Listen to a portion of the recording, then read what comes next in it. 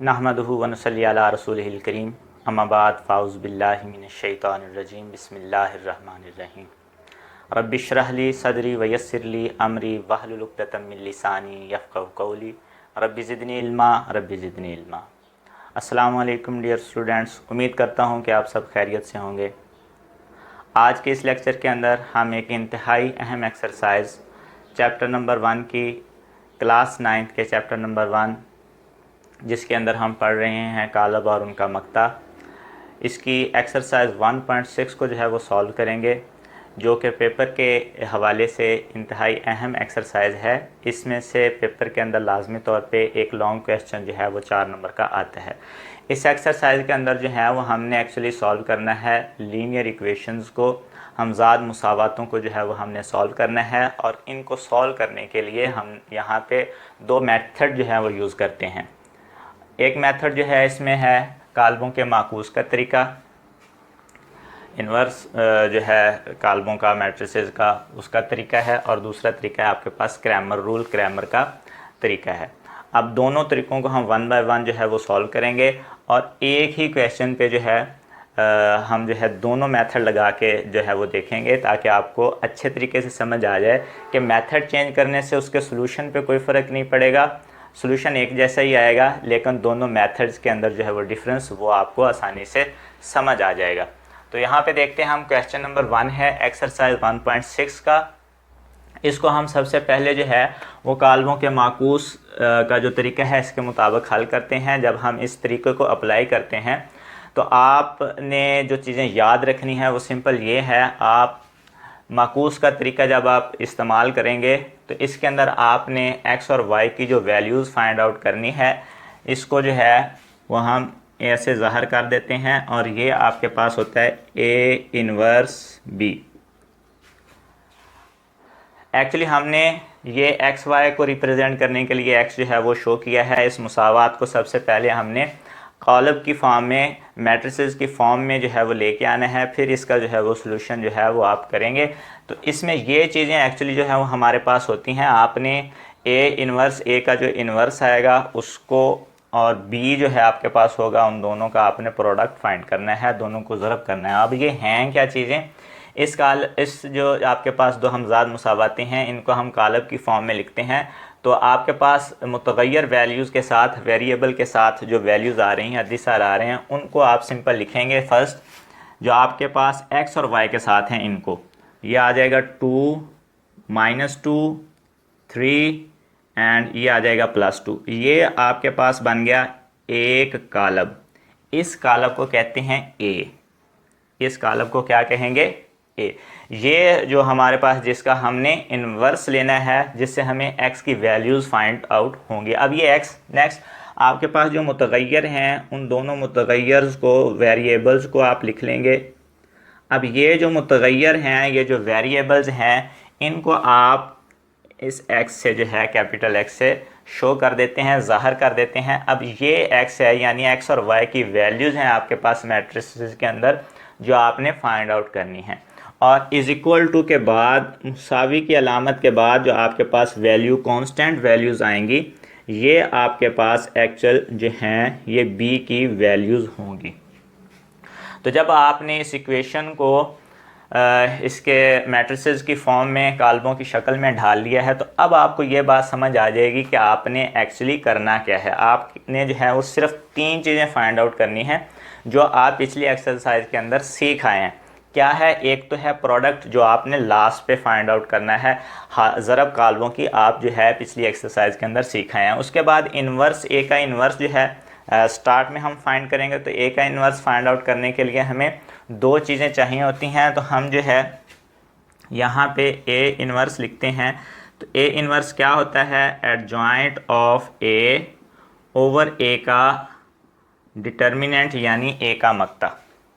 तो 2 चीज़ें ये आपको चाहिए, ए इन्वर्स फाइंड आउट हो जाएगा। जब आप ए इन्वर्स फाइंड आउट कर लेंगे तो उसको सिंपली b से मल्टीप्लाई करना है। काल्बों का माकूस का तरीका, सिंपल जो याद रखने का तरीका है वो ये है कि आपने 3 चीज़ें फाइंड आउट करनी है। ए इन्वर्स जब फाइंड आउट करेंगे तो उसके अंदर 2 चीज़ें फाइंड आउट करेंगे, एडजॉइंट ऑफ ए और ए का मक्ता।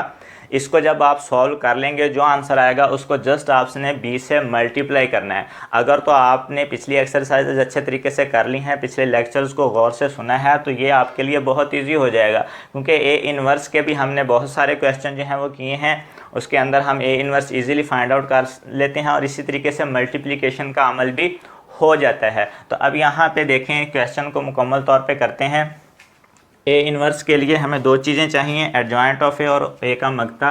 ए का मकता फाइंड आउट करते हैं। तो ए का जो मकता है, आपके पास जो ए का मैट्रिक्स जो कॉलम बना है, ये वैल्यूज़ लिखी हुई हैं 2 -2 3 एंड 2। ये आप फाइंड आउट करेंगे ए का मकता।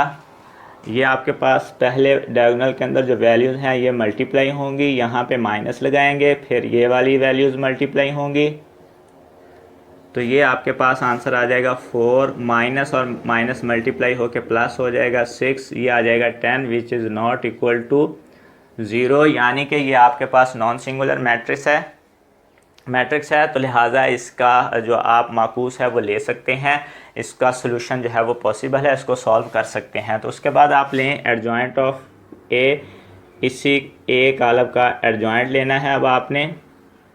तो ये देखें, आपने जब इस ए का एडजॉइंट लेना है तो इन दोनों की आपने फर्स्ट डायगोनल के अंदर जो वैल्यूज़ हैं उनको आपस में चेंज करना है, उनकी प्लेस को चेंज करना है। दोनों 2 हैं तो फ़र्क नहीं पड़ेगा, लेकिन जब आप इस डायगोनल को, इस वतर को देखेंगे तो इसके अंदर जो है आपने सिंबल चेंज करने हैं। तो ये 2 जो है नेगेटिव का है ये पॉजिटिव हो जाएगा, और ये 3 जो है ये नेगेटिव के अंदर आ जाएगा। 2, ये 2 भी पॉजिटिव हो गया, ये 3 नेगेटिव हो जाएगा, और ये 2 इनकी प्लेस चेंज होने से इस पर कोई फ़र्क नहीं पड़ा। अब आपके पास जो है सिंपली जो है ए इनवर्स जो है ये आ जाएगा। ऊपर आपके पास है एडजॉइंट ऑफ ए ओवर है ए का मकता। तो आपने जितने भी ये क्वेश्चन जो हैं वो सॉल्व करने हैं, उसके अंदर आपको एक बात जो है अभी बताने वाला हूँ, आपने तवज्जो से सुन लेनी है। ये आपने लिखा है एडजॉइंट। अब ये जो मकता आपने यहाँ पे दर्ज करना है, यहाँ पे आपने इसको डायरेक्ट जो है तमाम वैल्यूज़ के साथ डिवाइड नहीं कर देना, बल्कि जो भी आपके पास मकता आएगा, इजी मेथड ये है कि आप इस मकते को एक के बटे के नीचे जो है वो लिख लें। इस फॉर्म के अंदर आप मल्टीप्लिकेशन के बाद इसको जो है वो अंदर तमाम वैल्यूज़ के साथ जाके इसका प्रोसेस जो है वो कंप्लीट करेंगे। अगर आप यहाँ पे डायरेक्ट ही इसको यहाँ पे डिवाइड कर देते हैं तो क्वेश्चन तो हो जाएगा, लेकिन आपको मल्टीप्लिकेशन के अंदर जो है वो मुश्किल का सामना करना पड़ सकता है। तो अब यहाँ पे देखें, आपके पास ए इनवर्स की ये वैल्यू जो है आपने फाइंड आउट कर ली।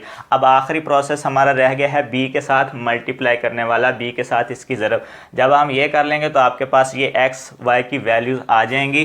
तो हम अब नेक्स्ट स्टेप करते हैं, ए इनवर्स को बी से किया मल्टीप्लाई। ए इनवर्स की वैल्यू है 1/10 इंटू ये आपके पास कॉलम जो है -3 और अब ये मल्टीप्लाई होगा b की वैल्यू से। b की वैल्यू है आपके पास 4 और 6। अब आपने मल्टीप्लिकेशन यहाँ पे तवज्जो से देख लेनी है, क्योंकि जितने भी यहाँ पे आपके पास इस एक्सरसाइज के अंदर क्वेश्चन आएंगे सेम इसी मेथड के साथ आपके पास जो है वो मल्टीप्लिकेशन का प्रोसेस आ रहा होगा, क्योंकि b हमेशा इसी फॉर्म के अंदर इसमें आएगा। तो अब यहाँ पे बेटा देखें, इनकी जो ज़रब है वो सेम इसी तरीके से फर्स्ट रो जो है वो कॉलम से ज़रब होगी। तो ये 2 × 4, यहाँ पे लगता है प्लस का साइन, 2 × 6। अब ये नीचे वाली रो जो है इसी कॉलम से मल्टीप्लाई होगी, तो नीचे वाली रो है तो यहाँ पे आप यहाँ पे इसकी मल्टीप्लिकेशन लिखेंगे -3/4, यहाँ लगेगा +2/6। ये आपके पास है ए इनवर्स बी। आप इस ए इनवर्स बी को एक्स बी जो है वो लिख सकते हैं, क्योंकि ये आपस में इक्वल ही हैं, आप x को ही फाइंड आउट कर रहे हैं। तो अब ये है 1/10 इंटू यहाँ पे आपके पास आंसर आ जाएगा 8 + 12 -12 + 12 1/10 इंटू 20 एंड 0। ये देखें कितना सिंपल आंसर हो गया है। अब ये जो आपके पास डिवाइड हो रहा है 10, अब आप इसको मैट्रिक्स के नीचे जो है वैल्यूज़ के नीचे हर इंडिविजुअल वैल्यू के नीचे जो है वो डिवीजन हर एक के साथ उसका प्रोसेस हो जाएगा, डिवाइड हो जाएगा जाके। तो ये यहाँ पे इजी भी हो जाएगा। ये आ जाएगा 20/10 एंड 0/10। तो ये आपके पास है x, और ये x की वैल्यू जो है वो आपके पास आ जाएंगी 2 एंड 0। अब ये जो x है ये एक्चुअली आपको ये बताता है कि ये वाली वैल्यूज़ हैं जो आपने सपोज की हुई हैं, जो आपने लेट की हैं स्टार्ट में कि ये x के इक्वल है। तो ये हमें बताएगा कि x की वैल्यू क्या है और y की वैल्यू क्या है। तो ये इसने हमें ये बताया कि x की वैल्यू जो है ये 2 है एंड y की वैल्यू जो है वो 0 है। ये आपके जी आंसर हैं। तो इस सारे क्वेश्चन के अंदर जो आपने मेथड जहन में रखना है वो ये है सिंपल, कि आपने काल्बों के माकूस के तहत किसी क्वेश्चन को सॉल्व करने के लिए 3 चीज़ें फाइंड आउट करनी हैं। वो 3 चीज़ें क्या हैं? एक तो आपने सबसे पहले तो आपने इक्वेशन को जो है वो काल्बों की फॉर्म में लेके आना है। काल्बों की फॉर्म में लेके आने के बाद आपने उसको 3 स्टेप जो हैं उसके करने हैं। जब आप ए फाइंड आउट कर लेंगे तो उसके अंदर 2 चीज़ें, ए इन्वर्स आपने फाइंड आउट करना है एडजॉइंट, और उसका मक्ता फाइंड आउट करेंगे। ए इन्वर्स मुकम्मल करने के बाद बी को उससे जस्ट मल्टीप्लाई कर देंगे। मल्टीप्लाई करने के बाद आपके पास एक्स और वाई की वैल्यूज़ आ जाएंगी। ये हमारे पास टोटल मेथड था काल्बों के माकूस का तरीका। उम्मीद करता हूँ कि ये समझ आ गया होगा। अब हम इसी क्वेश्चन को जो है वो लेके चलते हैं और इसको सॉल्व करते हैं क्रैमर रूल की मदद से, जो कि इससे भी ज़्यादा जो है वो आसान है। क्रैमर के तरीके के मुताबिक, क्रैमर के रूल के मुताबिक जो है वो सॉल्व करेंगे। जैसा कि मैंने आपको बताया क्रैमर का रूल जो है वो काल्बों के माकूस के तरीके से भी बहुत ज़्यादा आसान है। आपने इस तरीके के अंदर यहाँ पे तो आपने जो है ए इन्वर्स और बी फाइंड आउट करके जो है उनको मल्टीप्लाई करना था, लेकिन यहाँ पे आपने जैसे पिछली एक्सरसाइज के अंदर पढ़ा तरीका डिटर्मिनेंट फाइंड करने का, मक्ता मालूम करने का जो तरीका आपने पढ़ा है, वो अगर आपको मक्ता मालूम करना आता है तो ये क्रैमर का तरीका बहुत ही आसान है। कैसे आसान है कि आपने इसको भी जो है वो कॉलम की फॉर्म में, काल्बों की शक्ल में लिखने के बाद आपने करना क्या है कि जस्ट 3 दफ़ा मक्ता लेना है। वो 3 कौन कौन सी वैल्यूज़ का मक्ता लेना है देखते हैं जी। इसके अंदर आप इसको आपने कॉलम की फॉर्म में जो है वो कन्वर्ट किया, -2 2, ये आपके पास ए की वैल्यू है। उसी तरीके से आपने इसको भी ए ही कहना है। यह आप एक्स और वाई इसको लिख लें। अब आपने जो बात करनी है, यहाँ पे जो तरीका आपने इस्तेमाल करना है, ये एक्स और वाई की आपने जो वैल्यूज़ फाइंड आउट करनी है। तो यहाँ पे आपने मक्ता कैसे फाइंड आउट करना है? एक्स जब आपने फाइंड आउट करना है तो एक्स की वैल्यू के लिए आपने फाइंड आउट करना है ए एक्स का डिटर्मिनेंट ओवर ए का determinant. Just determinant find out करने हैं। ये आपने अभी समझना है कि ए एक्स कैसे बनेगा और ए आपके पास जो है वो मौजूद है। इसी तरीके से जब y की वैल्यू फाइंड आउट करनी है आपने, तो उसके अंदर आपने ए वाई का डिटर्मिनेंट ओवर ए का डिटर्मिनेंट फाइंड आउट करना है। तो अब आपको इस सारे क्वेश्चन के अंदर क्रैमर के मुकम्मल तरीके को सॉल्व करने के लिए आपने जो है जस्ट 3 डिटर्मिनेंट फाइंड करने हैं, 3 मक्ते मालूम करने हैं। एक तो ए का मक्ता वो दोनों एक्स और वाई दोनों की वैल्यूज़ के लिए यूज़ हो जाएगा। एक ही दफ़ा आप फाइंड आउट कर लें ए एक्स और ए वाई क्या वैल्यूज़ हैं, ये समझने वाली बात है। तो देखें कि ए वाई और ए एक्स आप कैसे फाइंड करेंगे। ए तो आपके पास ये वाली वैल्यू आ गई है। अब ये जो आपके पास ए वाली वैल्यू है, इसके अंदर अगर आप देखें तो आपके पास 2 कॉलम हैं, एक ये कॉलम है, दूसरा ये कॉलम है, और तीसरी आपके पास जो कांस्टेंट वैल्यू आ रही है, ये जिसको हमने लास्ट क्वेश्चन के अंदर बी भी कहा था। अब ये जो बी वाली वैल्यू है, अब इसका काम क्या है इस क्वेश्चन के अंदर? इसका काम यही है कि इसी वैल्यू ने, इसी बी की वैल्यू ने ए एक्स और ए वाई को बनाना है। अब वो कैसे बनाएगा? आपके पास ये जो ए है, ए एक्स, ए जो है ये ए एक्स कैसे बनेगा? अगर इन्हीं वैल्यूज़ को जो है फर्स्ट कॉलम की प्लेस पे अगर आप बी की वैल्यूज़ को लिख देंगे और ये वैल्यूज़ यही रहेंगी, सेकंड कॉलम को चेंज नहीं करेंगे, तो ये आपके पास आ जाएगा ए एक्स।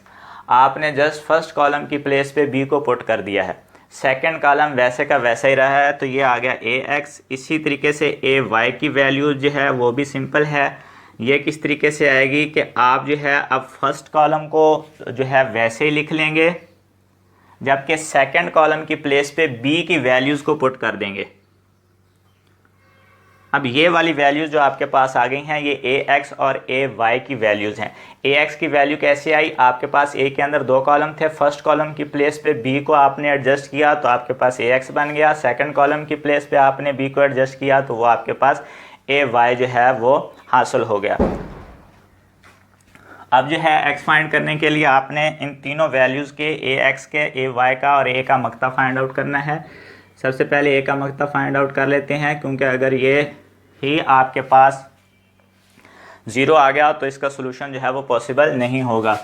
तो ये देखें जी, 2 -2 3 एंड 2, या आप इसका जो है वो डिटर्मिनेंट फाइंड कर रहे हैं, 2 × 2, यहाँ पे लगेगा माइनस, और 3 × -2, 4 minus positive, 6 = 10 is not equal to 0, non singular है, लिहाजा इसका सोल्यूशन पॉसिबल है। अब ए एक्स और ए वाई का डिटर्मिनेंट भी इसी तरीके से जो है वो आप फाइंड आउट कर लेंगे। ए एक्स के लिए वैल्यूज़ लिखेंगे 4 - 2, 6 एंड 2। अब यहाँ पे भी इसका डिटर्मिनेंट ही फाइंड करना है, 4 × 2 -6 × -2, यह आ जाएगा 8, माइनस पॉजिटिव हो जाएगा 12, ये आ गया 20। इसी तरीके से ए वाई का डिटर्मिनेंट भी फाइंड आउट कर लेंगे। ए वाई के लिए वैल्यूज़ आपके पास आ गई 2, 4, 3 एंड 6। 2 × 6 -3 × 4, 12 - 12 = 0। आपने क्रैमर के तरीके में जस्ट क्या किया है, आपने 3 दफ़ा डिटर्मिनेंट फाइंड किया है 3 मुख्तलिफ वैल्यूज़ का, और वो 3 मुख्तलिफ वैल्यूज़ कैसी आई हैं ये मैंने आपको बता दिया। सिंपल, जब आपने इक्वेशन को मैट्रिक्स की फॉर्म में लिखा तो ये आपके पास ए आया। अब इस ए के अंदर आपने ए बी की वैल्यू को जब एडजस्ट किया तो ए एक्स और ए वाई की वैल्यूज़ बनी, उनके आपने ले लिए डिटर्मिनेंट। अब एक्स की वैल्यू के लिए आपको क्या बताया था, ए एक्स का डिटर्मिनेंट ओवर ए का डिटर्मिनेंट। तो ए एक्स का डिटर्मिनेंट है, चलें ये हम लिख लेते हैं, एक स्टेप और बढ़ा लेते हैं, ये है 20/10, ये आ जाएगा 2, और y की वैल्यू आ जाएगी ए वाई का डिटर्मिनेंट ओवर ए का डिटर्मिनेंट। ए वाई का डिटर्मिनेंट है 0/10, ये हो जाएगा 0। तो ये x और y की वैल्यूज़ आ जाएंगी, x की वैल्यू 2, y की 2। आपने इसी क्वेश्चन को दोनों तरीक़ों से देखा, फर्स्ट में भी आपके पास यही आंसर आ रहा था, क्रैमर के तरीके में भी यही आंसर आ रहा था। तो दोनों तरीक़ों के अंदर जो है वो डिफरेंस क्या है, क्रैमर के तरीका जो है वो ज़्यादा आसान है कि इसके अंदर आपने जस्ट 3 मक्ते मालूम करने हैं, ए का मक्ता, ए एक्स का और ए वाई का। ए एक्स कैसे बनना है कि आपके पास जो ए है उसमें फर्स्ट कॉलम की जगह पे आप जो है बी की वैल्यूज़ को पुट कर देंगे तो आपके पास ए एक्स आ जाएगा, और अगर आप ए कॉलम के अंदर, ए मैट्रिक्स के अंदर जो सेकंड कॉलम है उसकी जगह पे बी की वैल्यूज़ को पुट करेंगे तो आपके पास ए वाई आ जाएगा। तो उसके बाद आपने मक्ते फाइंड किया, एक्स वैल्यू की, एक्स और वाई की वैल्यूज़ फाइंड आउट कर ली। जबकि कॉलमों के माकूस के तरीके में आपने 3 चीज़ें फाइंड आउट करनी है। जब आपने सबसे पहले ए मैट्रिक्स फाइंड करना है तो उसका एडजॉइंट और उसका मक्ता फाइंड आउट करना है, यानी एक टोटल आपने ए इन्वर्स फाइंड आउट कर लेना है। उसके बाद आपने जस्ट उसको 20 के साथ मल्टीप्लाई करना है तो आपके पास सेम आंसर जो है वो आ जाएंगे। उम्मीद करता हूँ कि ये दोनों मेथड आपको समझ आ गए होंगे।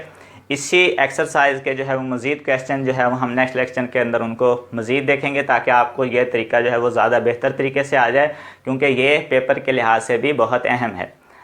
उम्मीद करता हूँ कि आज भी आपको समझ आ गए होंगे।